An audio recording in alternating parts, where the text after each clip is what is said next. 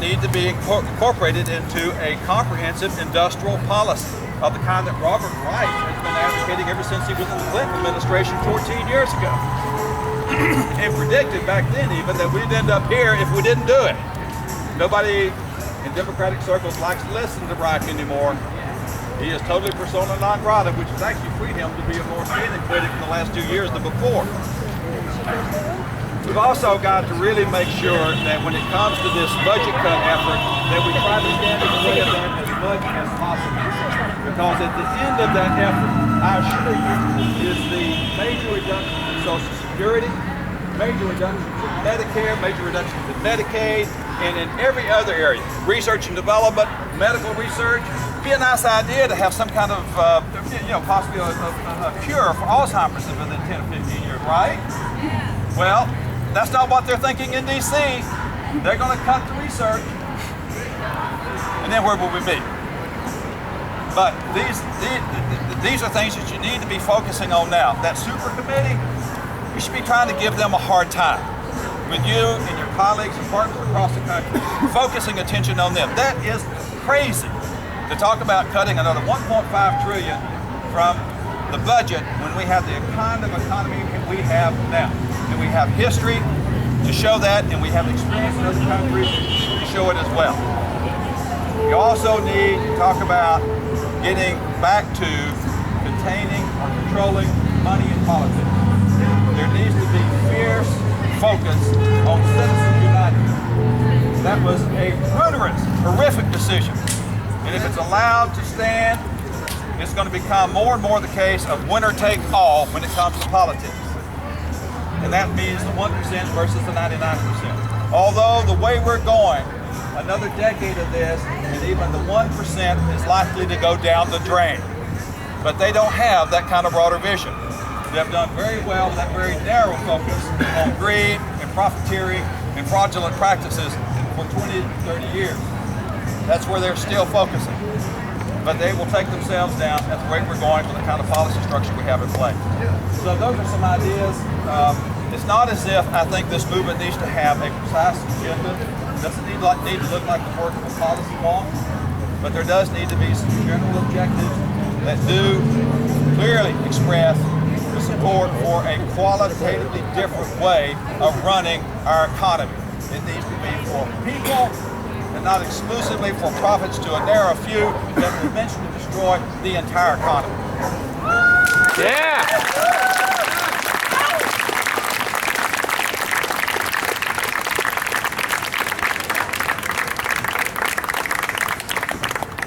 Thank you, Larry. Does anybody have any questions for Larry? Mom, can you pass that way?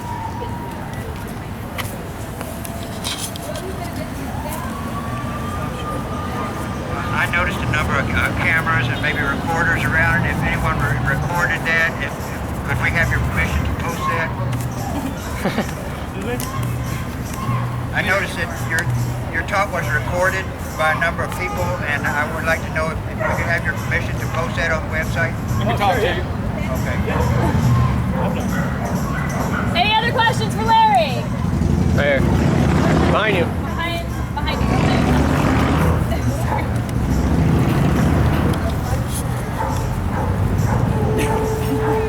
This is my second time. I have a question for you specifically, because you know a lot about this. You seem very well educated. Can't hear you. Yes. He said I seem very well educated. My question for you, sir, is does this have anything to do with the International Monetary Fund and the World Bank? Oh, nice question. Well, that's an example of how there are many parts to this thing, many moving, interrelated parts. And you can't give up trying to penetrate the complexity of it. You just have to kind of keep going at it. I mean, I'm not trained as an economist, thank God. But I've worked at it pretty hard for a long period of time now, and new things keep happening. I mean, this is it's not a static world. But one of the things you really need to look at is we have a global economy. I'm sure you've heard that. The United States has been at a tremendous disadvantage in the global economy for about 20 years. We have had a trade deficit, a balance of payments deficit that's like 5 to 7% of the gross national product. That's huge. No other country in the world has had anything like that during this entire period. What that means is, bottom line, I talked about NAFTA. That means that jobs are flowing out of this country. Money is flowing out of this country. Money is coming back into this country. And where's it going? It's going to Wall Street. And they don't have, and it's going into the casino economy. It destabilizes the economy both domestically and globally. That's why I said if you're going to have free trade, you're going to be part of the global economy, and in many ways that can be a very positive thing. You have to do what Germany, the Scandinavian countries, and China essentially have done. You have to make sure that you have the capacity at home to compete in the manufacturing sector to not end up in the situation where we are now with these balance of payment problems and jobs flowing out of this country now for 15 years. I mean, that doesn't seem very complicated, does it? I mean, the fact is the service sector, which was supposed to replace these good manufacturing jobs and would be just as good, not. I mean, these service jobs pay much less. It's one of the reasons that men between 20 and 60 have had a 30% decline in their wages in 40 years. They don't have any benefits. That's why you've got 50 million people uninsured in this country that cost 50% more than the other country in the world.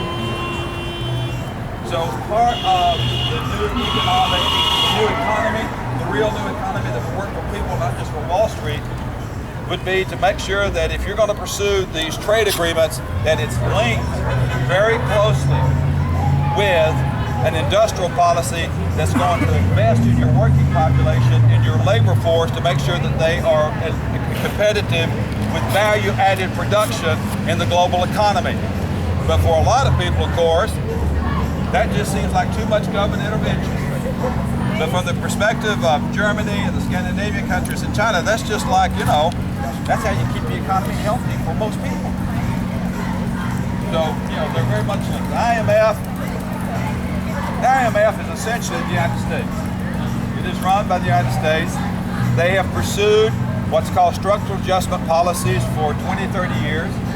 Structural adjustment is essentially imposing austerity on other countries that don't have the power to push back. They did that for a long time, practically wrecked most of the economies of Latin America in doing that. What's happened to Latin America and the IMF in the last 10 years? Well, Latin America has essentially shown them the door. About 5% of their loans now are in Latin America. 15 years ago, it was over 80%. Latin America has moved away from the neoliberal economy, away from the IMF, away from so-called unrestrained free trade, and you're seeing major changes, major increases in the growth rate and the standard of living of countries across Latin America, from Argentina to Brazil, you name it. So, the IMF, it's just understand that it's a representative of what's called the Washington Consensus. It's in support of austerity, although it's been forced to begin to change. Because when Latin America abandoned you, and the BRIC countries, Brazil, Russia. India, Russia, China. Russia, began to develop their own economic policy, and you have to run to catch up. Well, that's where they are right now. We'll take a couple more questions. Yep. I always have so much to say. I know you can hear me. I'm a teacher, so my voice projects, right? When I've been in these movements in the streets, we'll call it, back in the Vietnam War era, some other issues that are my passion, I look around and I see most people don't have gray hair, and I am so proud of you because you are the future. And it's very important what you're doing. I've always found as long as you're peaceful, you're as articulate as possible and as educated, involve yourself by not just face on the silent majority, but call, email your Congress people so they know what you're thinking, because that gets them where they live. One other thing, what would you consider a good source for information to become educated? I mean, is it just moveon.org? Or there are many in the blogosphere. Move On is very good. yeah, this can be shared so that folks that aren't sure. Daily Cost. One of the sites that I look at every day is called Campaign for America's Future.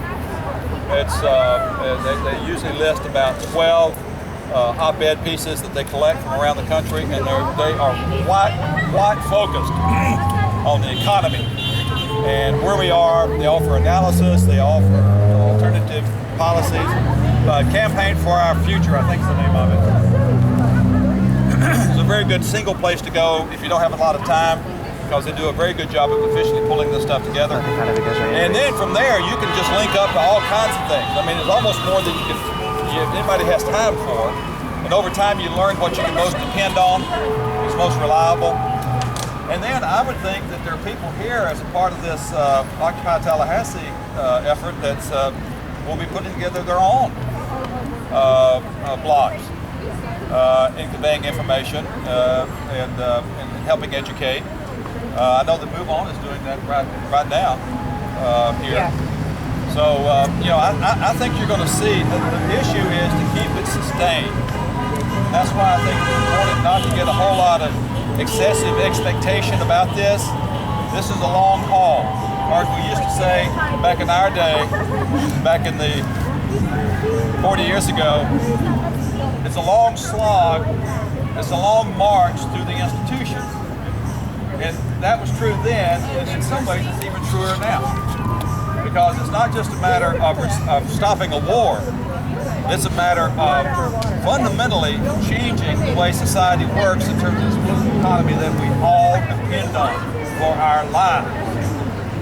So it's bigger and more important.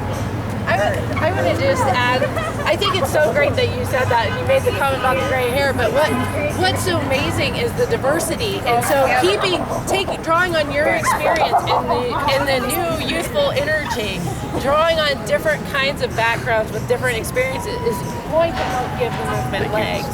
And so, finding ways to capitalize on the diversity now will help sustain the movement down the road. Dr. Patrick. Question over here, yeah? I just wanted to ask Larry to say something about the permanent war economy.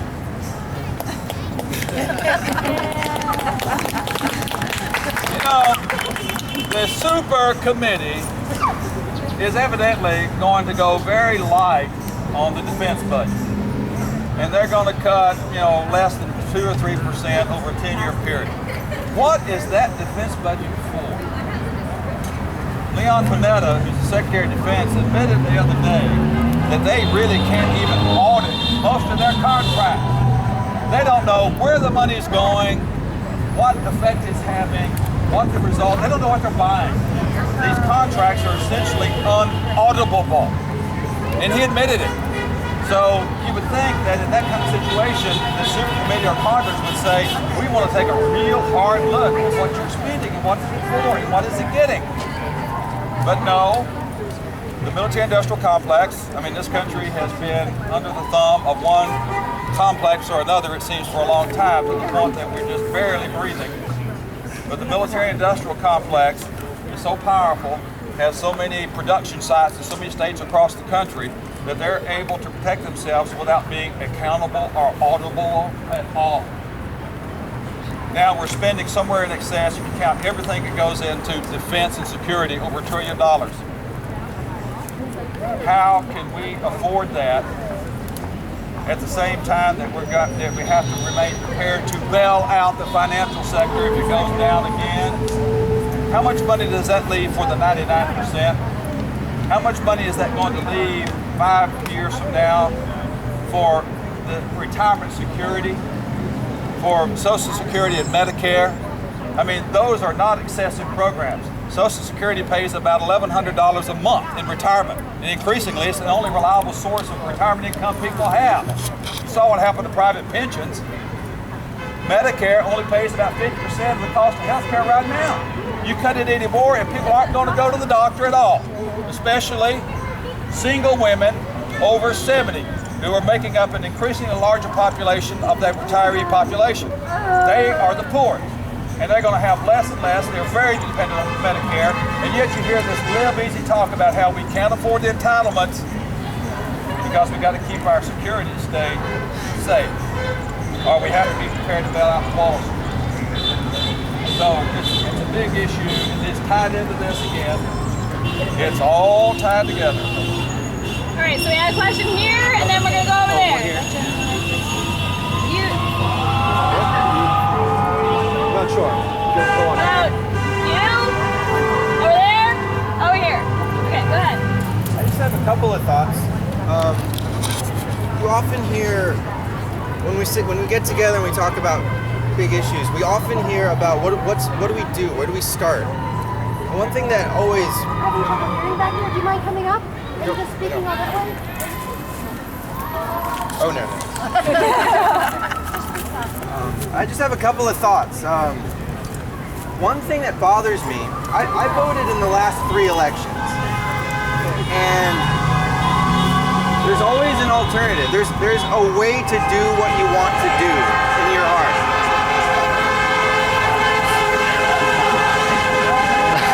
Like that.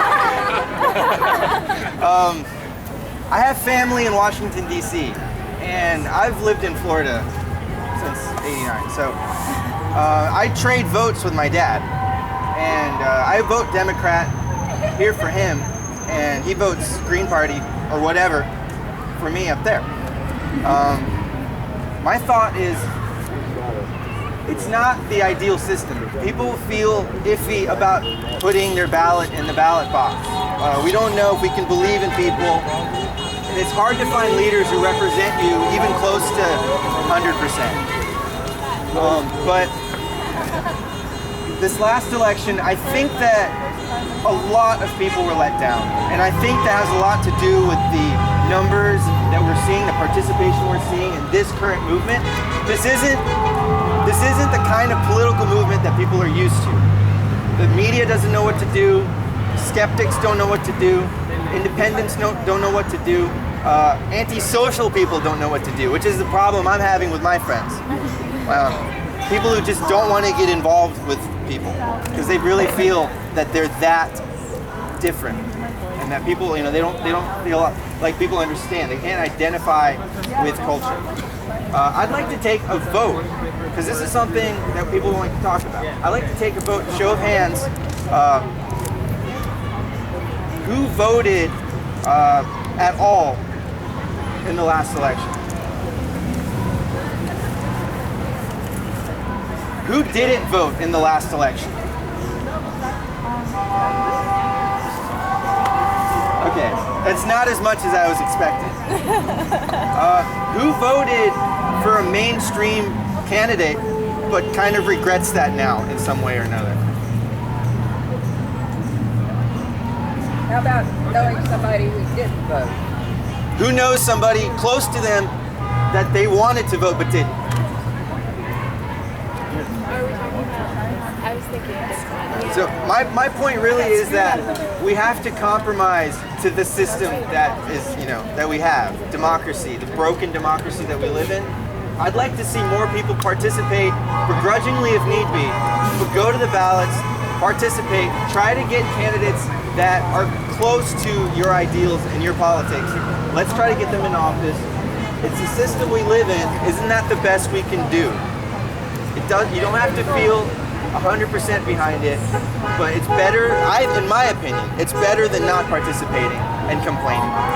I have close friends who will not vote. They believe in the idea that you only give yourself, your signature to something that you can stand behind completely.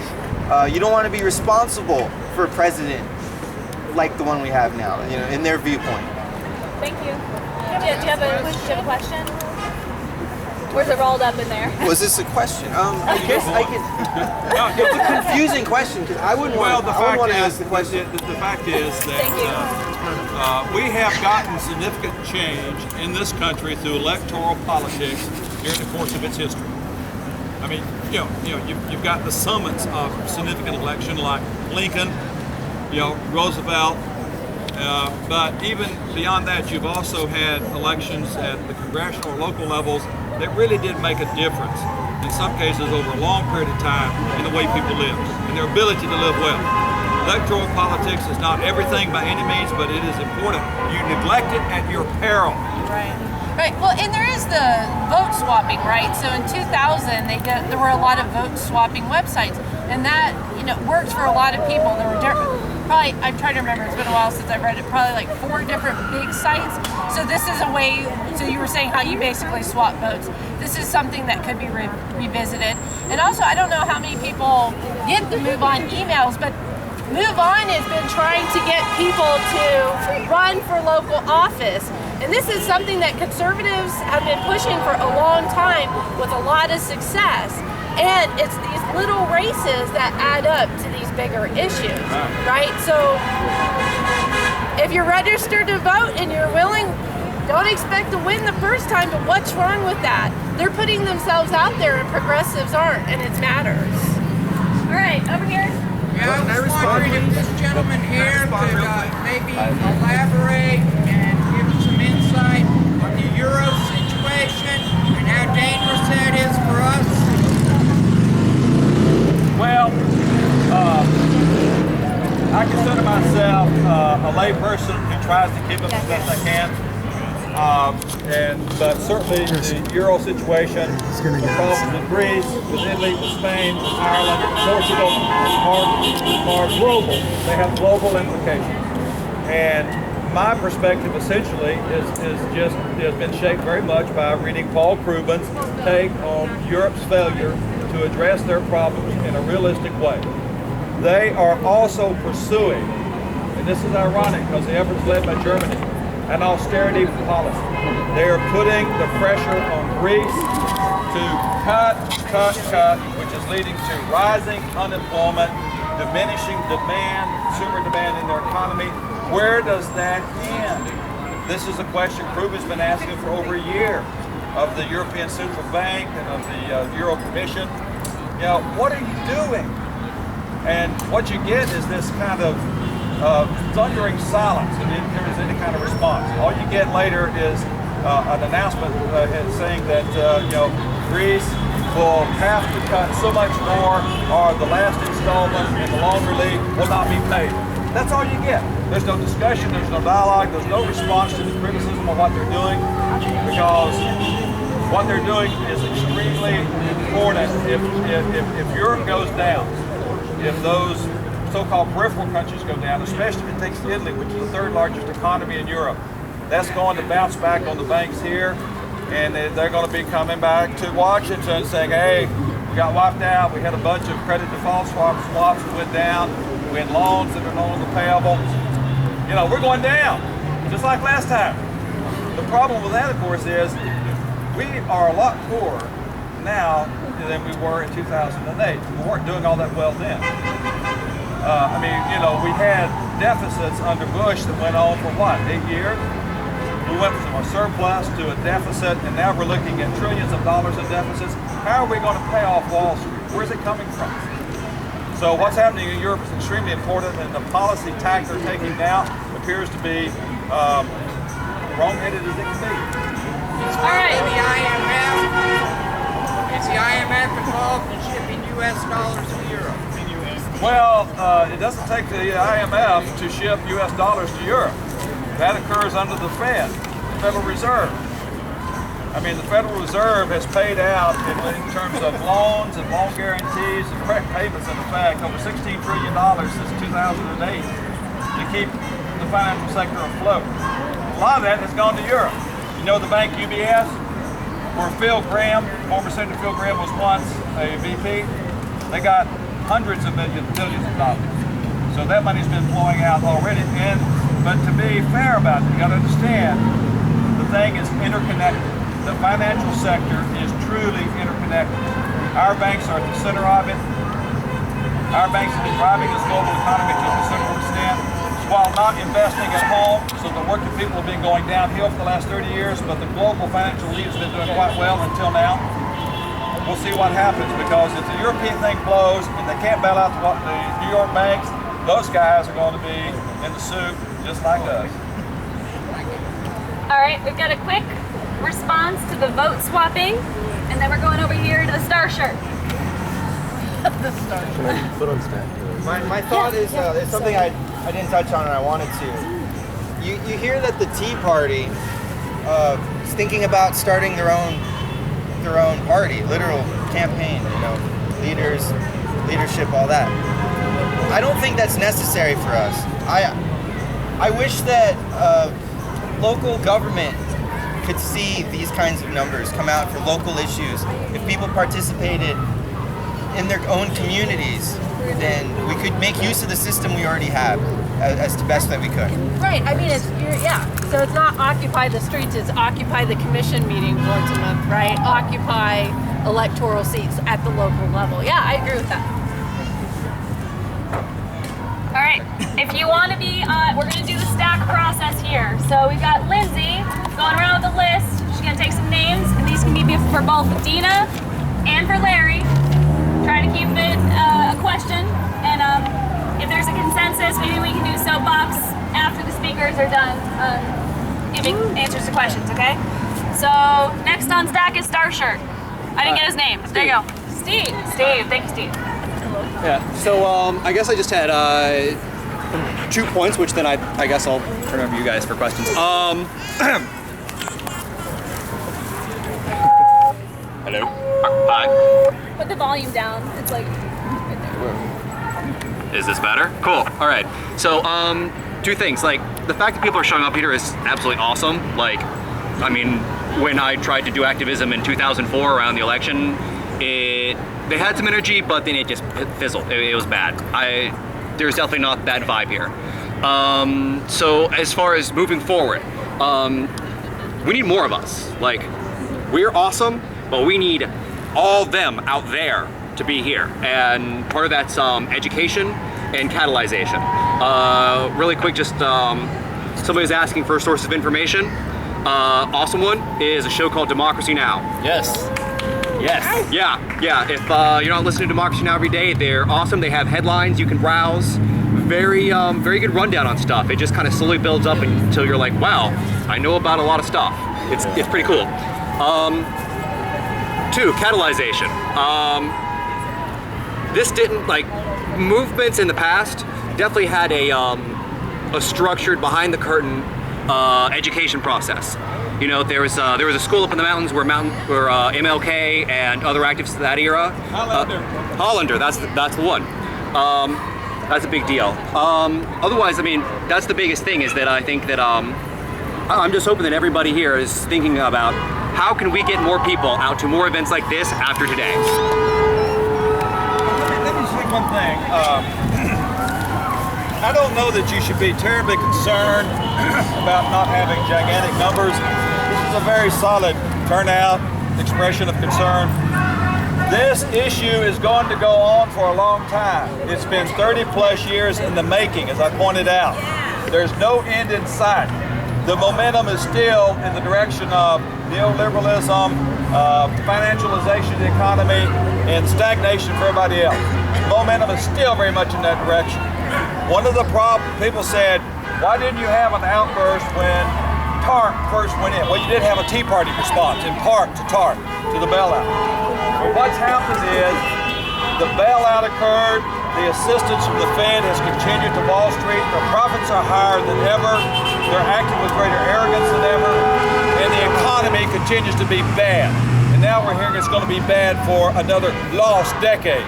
That's getting people's attention in a way that did not occur before now. And that's what this movement, I think, represents, is people finally realizing Obama's not going to save us, Democratic Party's not going to do the deal, and we're going down. Cool.